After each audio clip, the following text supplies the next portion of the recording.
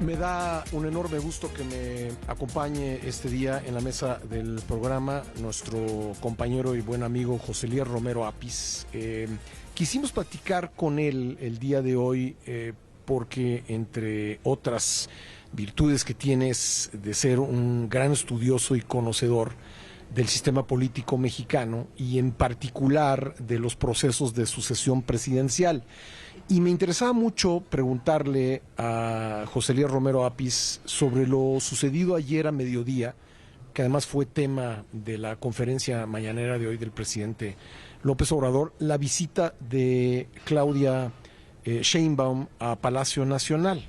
Yo, en cuanto me enteré de esto, rápidamente le marqué a Pepe y le pregunté: oye, ¿tú recuerdas en los anteriores procesos de sucesión presidencial un hecho semejante? Es decir, que el candidato, en este caso la candidata, porque va a ser la candidata, no lo es formalmente, pero lo va a ser, del partido del gobierno, visitando al presidente en turno. Yo no me acordaba de ningún caso y pues Pepe me confirmó que efectivamente es así. ¿Cómo estás, Pepe? Afortunadamente muy bien, Pascal, y muy contento de estar con ustedes. Gracias por estar aquí. Oye, ¿esta visita tiene importancia o es algo anecdótico al que que estamos sobredimensionando? Yo diría que tiene importancia, Pascal. Y tú lo resaltas muy bien en tu columna del día de hoy, muy recomendable, imperdible, y donde citas cosas desconocidas para la gran mayoría del espectador político, como es esa visita de Luis Donaldo Colosio, de la cual doy testimonio de fidelidad, porque yo era de los que estuvieron presentes en esa narración. Mañana hace 30 años. Exactamente.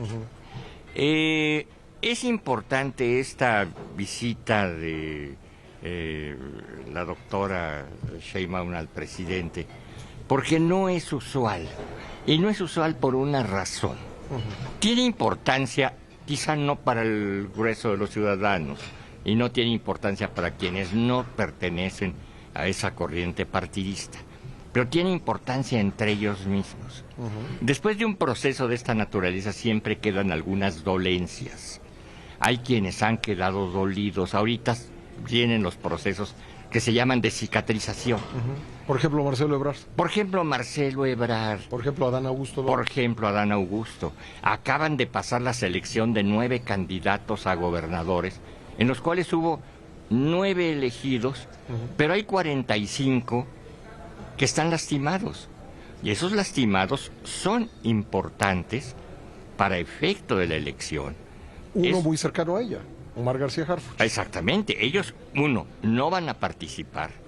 2, puede ser que sus seguidores estén molestos con el partido y estén molestos con el candidato que ha sido elegido. Eso va a tener reflejos numéricos. Entonces, el hecho de que el presidente ostente a la virtual candidata o la virtual candidata se ostente, ambos como muy amigos, y además lo resalten, indica algo que no es conveniente para el propio partido, para ellos, para los que no pertenecen o no pertenecemos a esa corriente, nos puede dar igual. Pero además da lugar este tipo de esta reunión que no tiene antecedentes, por lo menos conocidos, porque si se reunieron candidatos oficialistas y presidentes, probablemente sí, no seamos ingenuos, pero no se supo de ellas. Así es. En este caso, esta visita que no fue, digamos, de despedida, como sí fue la de Colosio, que relatamos en la columna del día de hoy, esta visita puede dar lugar a interpretaciones. Sabemos que ha habido la impresión de una gran cercanía de Claudia Sheinbaum con el presidente, al grado de que pues ella muchas veces repite textualmente las cosas que dice el presidente, o secunda las posiciones del presidente, o no parece tener posiciones distintas a las del presidente, lo cual ha dado lugar a hablar de la posibilidad de un maximato, que tú y yo ya lo hemos tocado y hemos dicho que pues en México pues esas cosas no se dan. pero sí, digamos, recrea la imaginación de muchas personas en torno de esto. También puede decir que el presidente pues es tan cercano a la candidata que estaría dispuesto a intervenir en el proceso electoral. Puede dar también lugar a pensar que hay problemas en el equipo de campaña. En fin, puede dar lugar a mucha imaginación este tipo de reuniones. Claro, el candidato del partido oficial siempre es una persona que nace con cierta debilidad y tiene que ser alimentado para su buen crecimiento. Sí.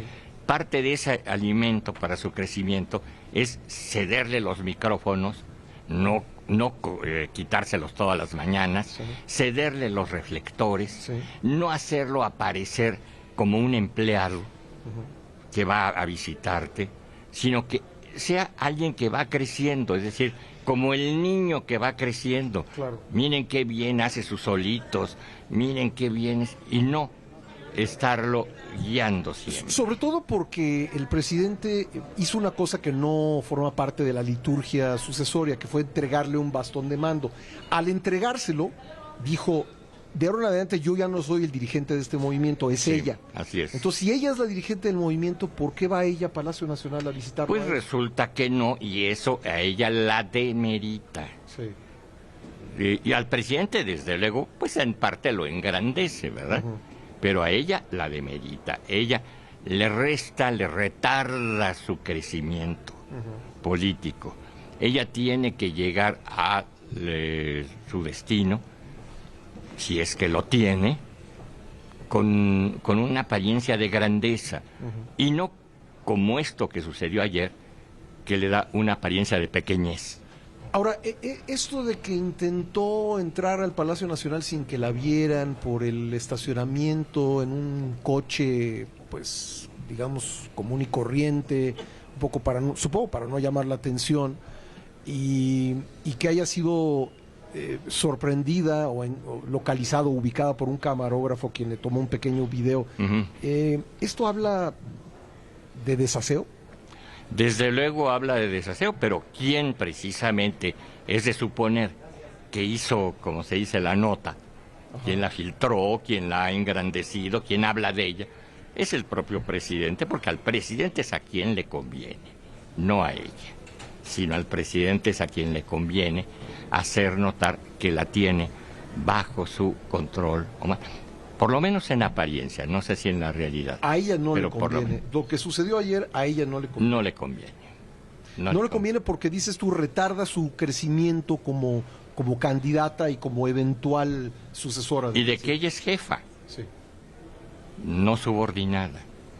De que ella es quien manda, no quien sirve.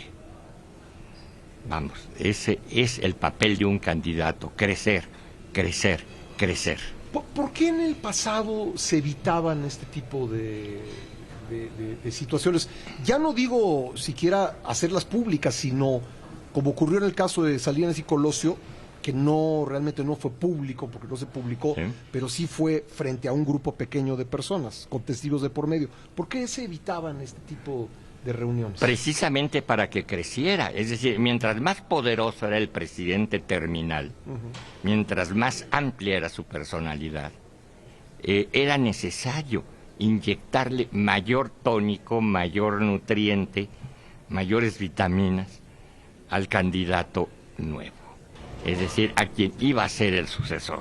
Ahora, déjame preguntarte esto: ¿no estaba en el interés de anteriores presidentes terminales, pues, seguir acumulando poder o mostrar al final de su mandato que ellos todavía la podían?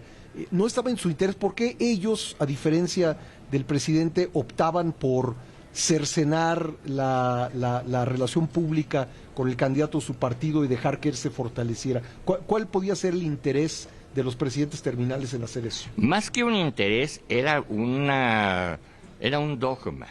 Es decir, ese era tu papel.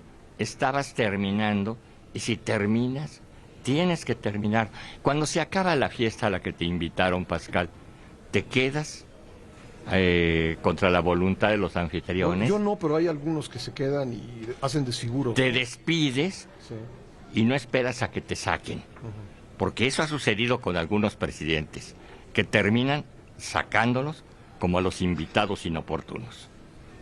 ¿Tú crees que hay ese riesgo, un presidente que no entienda que su periodo ya se acabó o que está en declive porque su tiempo se está terminando? ¿Existe el riesgo de que acaben sacándolo? Yo creo que un poco de eso, un poquito le pasó al presidente Echeverría, que quiso tener todavía alguna influencia a través de sus allegados en el nuevo régimen, y terminó el presidente López Portillo por sacarlos de la fiesta, es decir, por pedirles que se retiraran y por cerrarles la puerta. Sí, porque dejó plantados en el siguiente sexenio a varios personajes, ¿no? Exactamente. Hemos hablado de ellos y llegó un momento en que el presidente, y se dice que aconsejado por su secretario de Gobernación, le dijo, esto ya no puede ser, ¿no? De ahí en fuera todos los presidentes han tenido la pulcritud de decir, ya se terminó la fiesta, ya me voy, muchas gracias. El riesgo entonces es un presidente que no entienda que se acabó la fiesta, es que lo saquen de mala manera. Se expone a que lo corran, Sí. se expone a que lo larguen, se expone a alguna inconveniencia de tipo político. Ahora, el que el presidente entienda que su tiempo se terminó y coadyuve a fortalecer a quien él quiere que sea su sucesor, o en este caso sucesora, también supongo, Pepe, y te pregunto tu opinión, facilita la natural ruptura que se da entre presidente y expresidente. Es más suave cuando el presidente entiende que su tiempo se terminó y que empezó el tiempo de otra persona. Claro, eso se llama decoro político, pudor político e inteligencia política también. Mucho de eso lo narramos tú y yo en nuestro reciente libro Poder y Deseo. Aprovecho para agradecer al generoso público la acogida que le ha brindado. Sí, afortunadamente, para entrar en la materia de Poder y Deseo, este libro que hemos publicado, ¿cuál es la importancia de conocer el contexto el contexto histórico de la sucesión presidencial, en tu opinión? Bueno, yo diría que casi todo el aprendizaje, y sobre todo en la política, se basa en dos vectores fundamentales: la teoría, la hipótesis, el análisis, la prospectiva, el pronóstico de lo que puede suceder, y otro es la experiencia. Y la manera de recibir una experiencia es a través de conocer lo que ha sucedido en la historia. Personajes políticos de hace 100 años todavía pueden darnos clase ahorita, y algo se les puede aprender, algo que nos puede servir esta misma semana, Pascal, tanto a los gobernantes como a los gobernados. Por eso es importante conocer todo eso. Pues Pepe, un gusto tenerte acá en el programa. Muchas gracias por la invitación. Gracias, y volveremos a platicar, desde luego, como siempre hacemos los viernes, reflexionando en torno de tu artículo en las páginas de Excelsior. Gracias, José Elías. Muchas gracias, Pascal. El doctor José Elías Romero Apis. Vamos